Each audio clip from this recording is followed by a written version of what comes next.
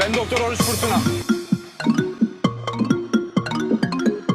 Senin peşin silahını Lan manyak mısın? Bir kavrucu dövüyor. Kim kimi dövdü? Kızımı.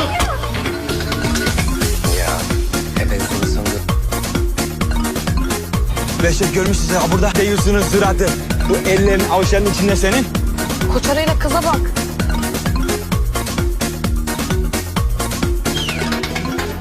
Kızım sen ne meraklısın be? Ya.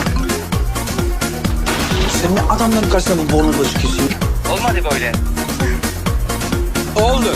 Harika oldu. Çok da güzel oldu. Senin gelmene de merak etmene de gerek yok. Haydi.